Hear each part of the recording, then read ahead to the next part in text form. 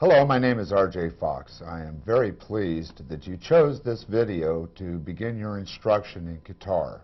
I'm sure by following my advice here through each of the 7 lessons included in this video that you will be able then to play the Greensleeves as your graduation piece.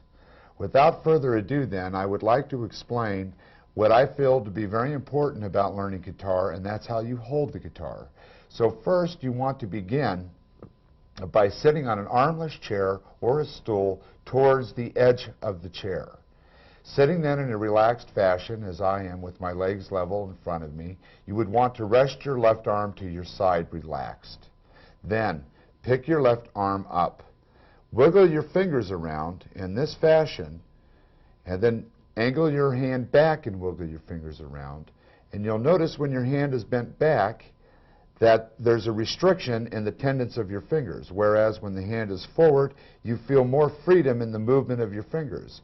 I'd like you to also notice that where my hand sets naturally is about eye level to my, I happen to be left-handed.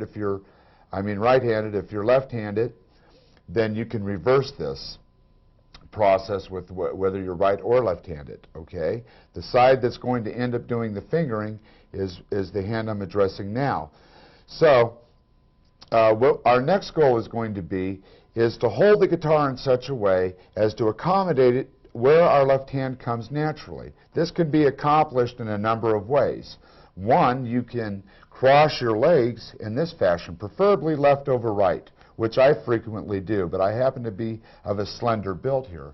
The other way you can do is to place your foot either on a footstool that they sell at your local music store, or you can use a guitar strap. If you have an acoustic or electric guitar that includes a strap, you can hold it in that fashion. In any event, however you begin to get comfortable with holding the guitar should include the ability to place the guitar on the left leg elevated. If you're using the cross leg, or put your foot on the book or a stool. If you don't have a stool, you can use some phone books or something, but you need to get the guitar situated in some way so that both of your hands are free to work on the instrument. That way your right hand is free, your left hand is free, you're not holding the guitar in such a way as to try and support the guitar while you're trying to use your hands on the instrument. So you may want to experiment a little bit with how you're holding it so that your hands are free to move on the instrument. Okay, the first thing I'd like to discuss with you is getting your guitar in tune now, since we've established the sitting position. Hopefully you've got your guitar in a comfortable position that your hands are free, as we've discussed. And then what we're going to do now is describe the 6 strings on the guitar. The bottom string on the guitar is the lowest in pitch. That is string number 6. We call it string number 6 and the lowest and bottom string because of its tone. It's lowest in tone. The top string, the first string, is the highest in pitch, so we refer to that as the top string. The name of the guitar strings are string 6E, string 5A, string 4D, string 3G, string 2B, string 1E. Now, the next most important thing is that you have to have the guitar as close to in tune as you can so that these come out as true pitches. The standard way of tuning is that once you can establish this bottom pitch, and maybe you can get your bottom string to sound like this bottom string, you need to turn your key here, but always start by turning your key towards you and then away from you to raise the pitch until you come up to the pitch. You may be past the pitch, and if you start turning it away from you, you may break the string. So always turn the key back towards you and then up again until you can attain this approximation, at least, of this pitch on the bottom string. Then, by depressing the string at the 5th fret, this being fret 1, 2, 3, 4, 5, at fret 5, you can then tune the next string to sound the same. You have to play on the tips of your fingers, okay? And preferably you have your nails short enough that you can get to a 90-degree angle with your left-hand fingers, so that then you can get the next string to sound. Then go to the next string and depress it, try to tune the next string. That one's a little flat. I'm going to tune it up a little bit. Now it's a little sharp. I'm going to come down a little bit. Now that sounds pretty close. Now I'm going to go to that next string, string 4, and depress to string the third, to tune the third string.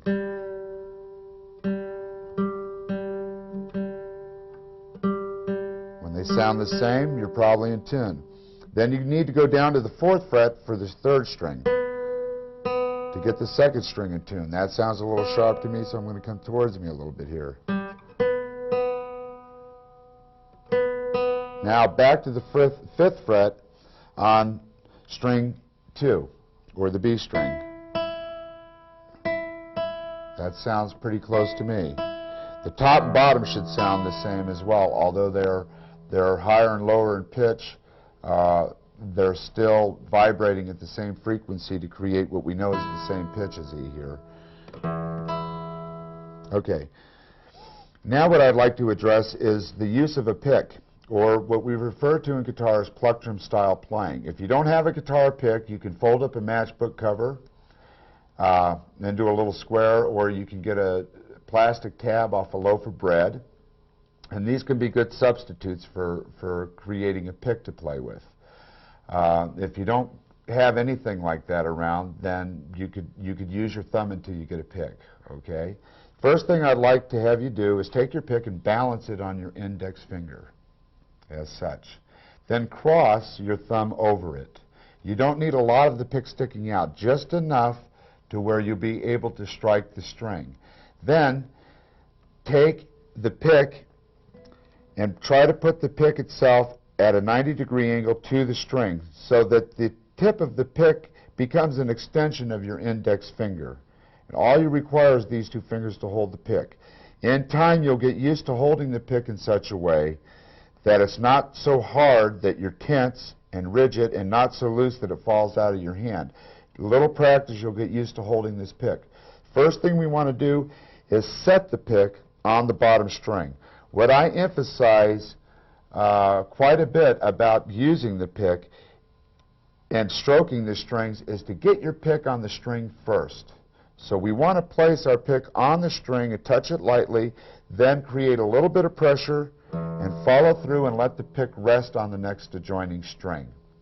Then press on that string lightly, follow through and let the pick come to a rest on the next string, and so forth. String 4, string 3, string 2, and string 1, following straight through.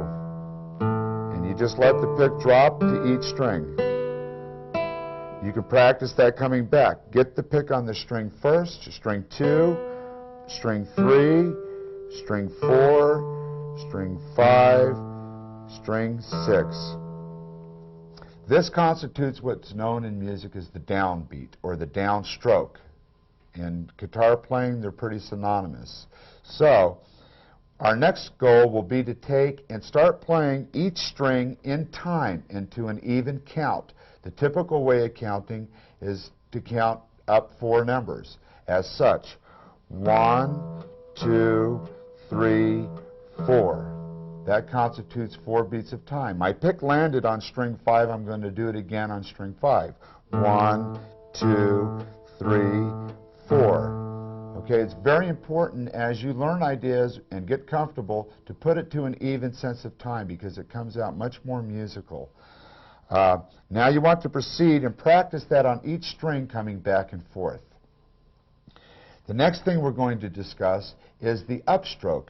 And this upstroke is actually towards us. So when we go down, it's down towards the floor, the downbeat on the count, which would be 1. Coming back with the pick is on the and.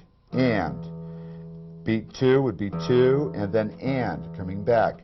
3, and then and. 4, and then and. Okay, then you try it on the next string. 1, 2, 3, 1, and 2, and 3, and 4, and.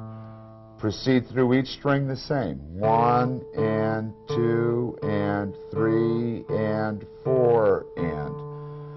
Now when you come back, you don't need to worry about resting the pick to the adjoining string. When you come back, we're working more with gravity by the natural weight of our hand down. When you come up on a string, you don't have to worry about touching the string below it. It's resting the hand on the string when you're going on a downstroke. This constitutes the two ways of using the pick on a single string. One is the down, one is up, and to go up and down is considered alternate picking. The next thing we want to do with the pick is get into the nature of what would be called a strum. This is where you get the illusion of all the strings simultaneously ringing together. I call it an illusion because in reality a strum is the individual stroking, as we've just done, on each string, but speeding it up with a ripple sound or a ripple sensation that you can begin to feel in the pick in your hand. It's similar to throwing a pebble in a pond and seeing the ripple of the water across the water. You set up the pick first on the bottom string, follow through with that rippling sensation. As you speed it up, you'll notice you get a nice full sound out of that.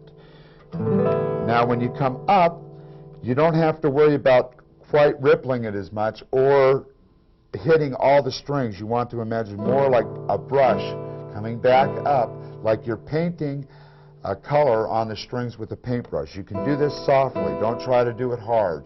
So you come down and then you come up. When we go down in strum, we use the down beat and the down count. 1, 2, 3, 4. When we go to the end, the count between the beat, we go 1 and 2 and 3 and 4 and. This technique of strumming is probably the most common that guitar players first learn when they're playing the guitar, because then once you learn how to play chords, which we'll get to in a further lesson, you'll be able to at least start humming to and playing some of the songs that you would like to play. Now the next thing we want to address about the pick is the combination of strings that we can play on a downstroke. So we can do one string, or we can do two, or we can do three, we can do four, we can do five, or we can do all six. Starting from the top string, we could work back. String 1, 2, and 3 together, the top 3 strings together, the top 4, the top 5, and then all 6 strings. This will become very important for you to learn when at your graduation lesson 7, when I show you Greensleeves. This will be a very important technique. I'd like to just remind you of 2 things. 1, always concentrate on putting your pick on the string before the stroke. Point 2, let your pick come to a rest. If it's 1, it comes to a rest on the adjoining string. If you're strumming 2, it would come to a rest on whatever string left. When you get, of course, to the top string, you just use a small stroke. Don't get too far away from the strings. Okay? Please get comfortable now with everything I've showed you about using the right hand picking or plectrum style technique before you proceed to lesson 2.